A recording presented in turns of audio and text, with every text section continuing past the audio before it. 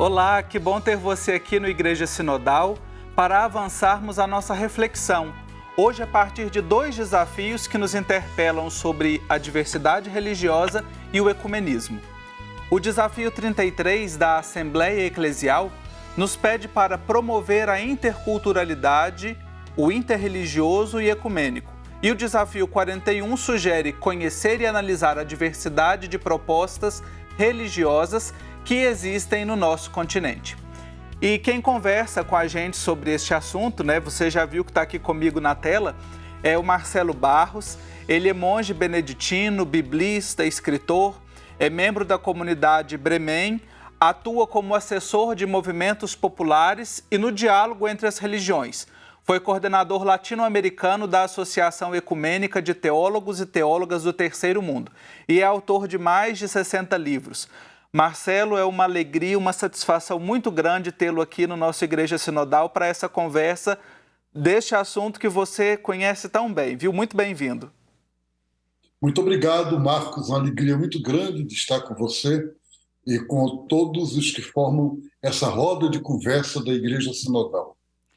Pois é, Marcelo, você roda de conversa, é importante a gente pensar, Conversar, dialogar, é uma expressão que vem muito de encontro a este tema de hoje, E eu quero começar, então, essa conversa falando com você sobre essa palavra, diálogo.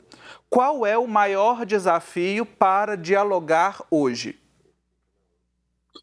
Dialogar, de certa forma, é a proposta de todas as espiritualidades, todas as escolas espirituais. Dialogar significa se colocar no lugar do outro, não para deixar de ser eu, mas para, sendo eu, ser capaz de pensar como ele. Eu fui formado por um grande homem, profeta dos nossos tempos, que foi Dom Helder Câmara. E o Dom Helder dizia assim: se você, conversando comigo, concordar comigo, eu lhe agradeço porque você já me confirmou no caminho. Se você discordar de mim, eu vou lhe agradecer mais ainda. Por quê? Porque mesmo que eu continue pensando como eu penso, você me ajudou a aprofundar o assunto. Então, isso é o diálogo. Olha aí que beleza a gente poder perceber esta contribuição tão rica para nos ajudar, nos introduzir neste caminho, Com o outro, conversar, dialogar, estar aberto ao outro. No desafio que a Assembleia nos propõe, fala-se de diálogo interreligioso e diálogo ecumênico. Talvez essa distinção não seja clara para todo mundo. O que a gente pode compreender por diálogo interreligioso e por diálogo ecumênico? Quando eu estou no encontro ecumênico ou com grupos que pedem para me falar sobre isso, eu pergunto assim: Marcos, qual é a sua religião? Aí o que é que você responde? A maioria responde católico, batista, pentecostal. E eu respondo: não, eu não sabia que existia uma religião católica. E a pessoa fica meio assustado. Eu digo: a religião é cristã na Igreja Católica. Então, se eu te perguntar a você qual é a sua religião, não responda católico, protestante, espírito. Não. Religião cristã, Igreja Católica. Religião cristã, Igreja Batista. Religião cristã, Igreja muçulmana, metodista ou Assembleia de Deus. Qual é a sua religião? Muçulmano. Sunita ou xiita. Qual é a sua religião? Judeu ortodoxo ou judeu tradicional, askenazita. São movimentos ou correntes dentro do judaísmo, mas a religião é judaica. Então, as igrejas são igrejas, quer dizer, são grupos dentro do cristianismo, mas a religião é cristã. Então, ecumenismo, segundo o Conselho Mundial de Igrejas, e a Igreja Católica também, é o movimento pela unidade das igrejas cristãs. E o diálogo interreligioso é o diálogo entre as religiões. Religiões, cristianismo, hinduísmo, budismo, candomblé, umbanda. Agora, na América Latina, desde 1992, Dom Pedro Casaldáliga propôs o nome macroecumenismo, que inclui o ecumenismo, portanto, entre as igrejas cristãs, mas também avança mais do que o diálogo interreligioso, porque é o ecumenismo do reino de Deus. Todos os grupos, todas as correntes, todo mundo que, mesmo fora das religiões, buscam a unidade da justiça, da paz, da igualdade. Mas essa distinção, macroecumenismo, não é um conceito oficial das igrejas. Então, na Assembleia Latino-Americana se falou em ecumenismo, a unidade das igrejas cristãs. Diálogo interreligioso, diálogo entre as religiões. E que avanços que nós podemos perceber hoje nessas duas formas, nessas duas frentes de diálogo, né? Você citou aí esse momento da década de 90, nós também olhando um pouco mais para a história, o Concílio Vaticano II alargou um pouco mais as portas, abriu aí para que pudesse, né, acentuar, ampliar ainda mais esse diálogo. Hoje, né, olhando para esses momentos e para outros, que avanços que nós podemos perceber? Marcos, hoje o grande desafio do mundo é que há uma espécie de julgamento de processo e Deus é um réu desse processo. Porque grupos de tendência autoritárias, fascistas, de extrema direita, grupos que fazem guerra, violência, usam o nome de Deus.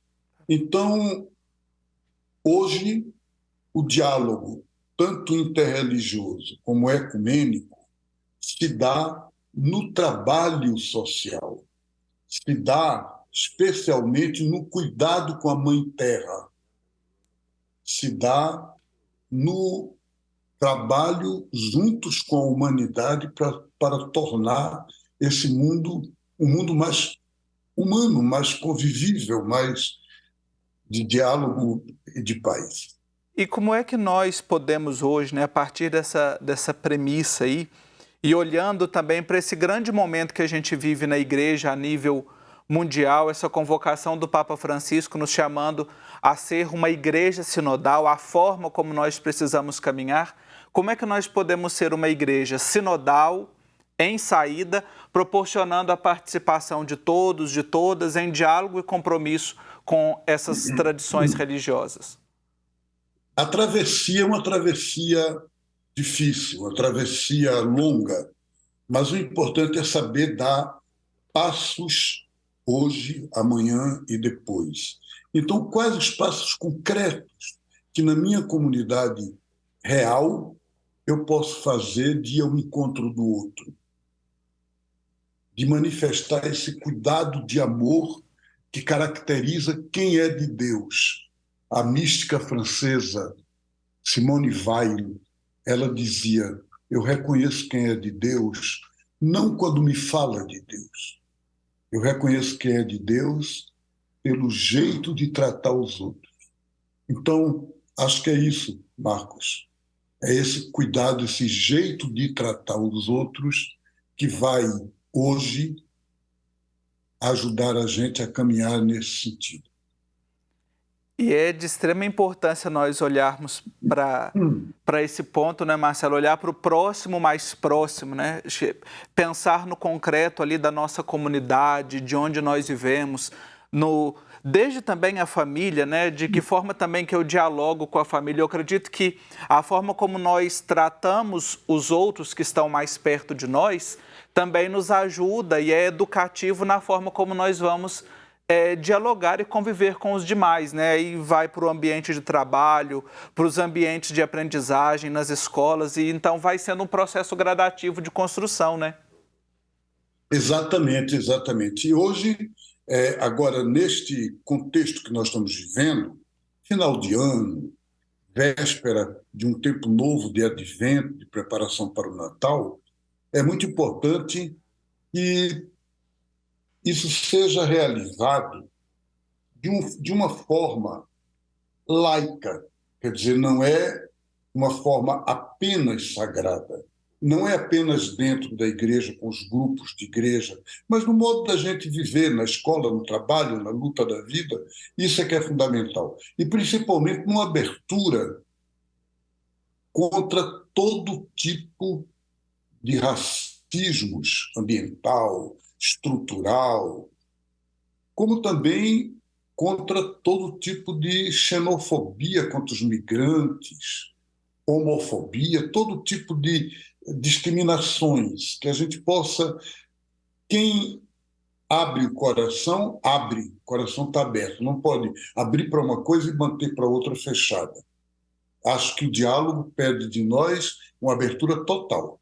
É isso, nós estamos conversando aqui de maneira tão fraterna com o monge Marcelo Barros sobre o diálogo interreligioso ecumênico nessa perspectiva que a Igreja na América Latina e Caribe nos propõe a partir da sua primeira Assembleia Eclesial. Neste programa de hoje que a gente conversa sobre dois desafios da primeira Assembleia Eclesial. O primeiro, desafio 33, promover a interculturalidade, o diálogo interreligioso e ecumênico. E o segundo é o desafio 41, que sugere conhecer e analisar a diversidade de propostas religiosas que existem em nosso continente. E quem está numa agradável conversa é o monge Marcelo Barros. Ele é biblista, escritor, é monge beneditino e tem uma larga experiência nesse campo do diálogo ecumênico interreligioso. Então, quero continuar a conversa, Marcelo, trazendo um pouquinho aqui de uma das orientações pastorais do desafio 41, que é gerar âmbitos interdisciplinários, teológicos e pastorais para a escuta, o diálogo e a identificação de pontos de encontro e colaboração. A partir da sua experiência de pesquisador, de convívio, de diálogo, quais são estes pontos de encontro e colaboração que favorecem o diálogo ecumênico e interreligioso hoje? Para falar, Marcos, bem concretamente do Brasil, nós sabemos que no Brasil de hoje existe uma corrente muito forte de movimentos cristãos, tanto evangélicos, pentecostais, como também católicos romanos, que, de certa forma, demonizam as religiões afro-brasileiras. Quase cada dia existe notícias de agressões, invasões, desrespeitos a cultos de candomblé, a terreiros de umbanda e de outras religiões afro-brasileiras e também de espiritualidades indígenas. Uma casa de reza guarani foi incendiada em Mato Grosso do Sul. E não é feito por comunistas, como às vezes essa campanha eleitoral falava, né? O medo das igrejas do comunismo. Não é feito por ateus. Isso é praticado por pessoas que se dizem religiosas e em nome de Jesus. Então aí você me pergunta qual é o modo de fazer o diálogo intercultural e interreligioso. O CONIC, Conselho Nacional de Igrejas Cristãs, decidiu ter um programa chamado Destruíram em nome de Jesus reconstruímos. E aí arrecada dinheiro, vai aos terreiros, se mostra a solidariedade, o apoio e se dá um testemunho de dizer eu sou cristão e como cristão colaboro para que o seu terreiro de candomblé possa se renovar, se refortalecer e existir em um país multiétnico, plurirreligioso, diversificado e não apenas um país que seja pentecostal ou que seja católico romano. Então, é muito importante ter essa sensibilidade. Quer dizer, essa sensibilidade de dizer, quando atacam um terreiro de religião brasileira, não compete apenas às pessoas atacadas se defenderem. Toda a sociedade deve se sentir agredida. Todas as igrejas cristãs devem se sentir coagidas, sabendo que foi em nome de Jesus que foi feito aquele mal, então, em nome de Jesus, vamos fazer o bem. E o senhor atribui esse movimento, né, principalmente desses cristãos, sejam os católicos, protestantes, pentecostais, me parece que vem muito de encontro a uma onda de ressurgimento de ideais conservadores, triunfalistas e inclusive integralistas, que a gente percebe muito no discurso. A gente pode fazer essa leitura, o avanço desses pensamentos e práticas junto com essas situações relatadas? Pode sim. O antiecumenismo, ele é, nos grupos católicos e protestantes, justificado pelo fundamentalismo bíblico. A Bíblia condena os cultos de Baal no Antigo Testamento. E a Bíblia diz que a idolatria é pecado. E a idolatria é adorar Xangô, Orixá. Então, nós vamos ser contra isso e vamos, se puder, combater. Esse tipo de percepção, que é estreita, que é uma percepção desrespeitosa da Bíblia e desrespeitosa de hoje, porque hoje não está se tratando de culto de Baal, e se tivesse, não seria no mesmo contexto com o qual o profeta Elias, por exemplo, combateu os profetas de Baal, conforme o livro de Samuel e de Reis. Nesse sentido, é muito necessário libertar-se dessa leitura bíblica que, no lugar de ajudar a paz, ao diálogo, à comunhão, ajuda ao contrário, ajuda ao desamor, ajuda a violência. Por outro lado, como você está dizendo, esse movimento casa muito bem com o movimento que vem sendo instituído no mundo inteiro e é programado, não é uma coisa espontânea, essa onda de fascismo, de neofascismo, de direitização da sociedade, né? Há um dinheiro investido nisso, muito dinheiro, há muita propaganda em todos os meios, redes sociais. Isso não é uma coisa por acaso. E tem um objetivo, tem uma finalidade de domínio. E é muito importante que a nossa fé e a nossa espiritualidade sejam no sentido contrário. Nós temos assistido, né, visto aí, além desses episódios lamentáveis que você trouxe, temos a constatação de que estamos vivendo em uma sociedade altamente polarizada e também uma sociedade muito intolerante. E, às vezes, é intolerante pelo discurso religioso, né? Como é que nós podemos promover e pensar um diálogo diante desta intolerância e que não utilize o discurso religioso como instrumento, né, para ser intolerante? O Raimundo Panikkar é um filósofo, um dos maiores filósofos do século XX e teólogo, e ele, como espiritual, até místico, porque ele tinha um pai que era católico e uma mãe que era budista, hinduísta. Então ele dizia que o diálogo, para ser intercultural, interreligioso, ele deveria ser, em primeiro lugar, intrarreligioso. E ele chamava o diálogo intrarreligioso o diálogo de você com você próprio. Então, o que quer dizer isso? Significa quando você consegue, dentro de você, aquietar as vozes discordantes, ser capaz de perceber problemas que são seus, não dos outros. Que aquela angústia, aquela insegurança, aquilo está dentro de você. É você que tem que fazer paz com você mesmo. Então, a partir daí, você se torna capaz de dialogar com o outro.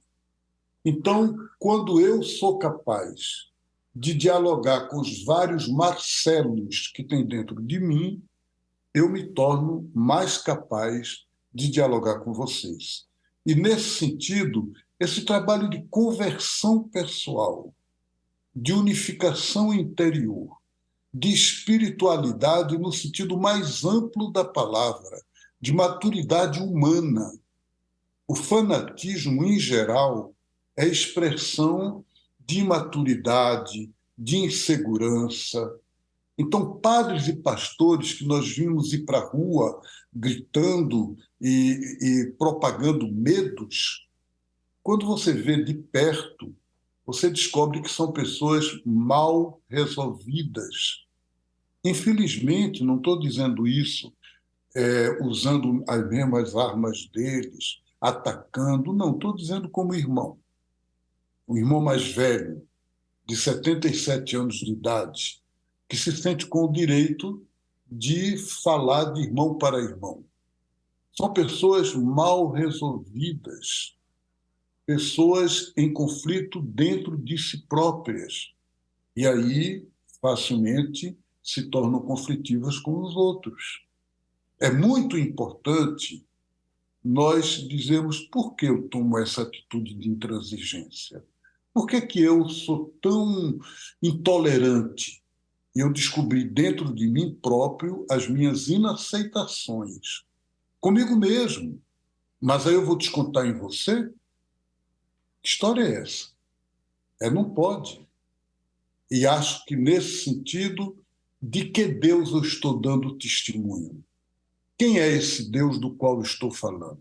Excelente provocação e questionamento que me toca profundamente e acho que encerra muito bem essa nossa conversa, né, que chegou aqui ao fim. E eu quero agradecê-lo, Marcelo, pelo o tempo que você dispensou, mas, acima de tudo, pelo testemunho de diálogo, de escuta que você oferece a todos aqueles que convivem e que conhecem o seu trabalho. Muito obrigado, viu? Muito obrigado você, Marcos Túlio. Obrigado vocês, irmãos e irmãs que estão conosco, repito, nessa roda de conversa do Igreja Sinodal. E contem comigo em qualquer momento que quiserem. Tá Tchau. ótimo, obrigado. E eu encerro o programa de hoje com uma fala do Papa Francisco no encontro ecumênico realizado em Genebra no ano de 2018.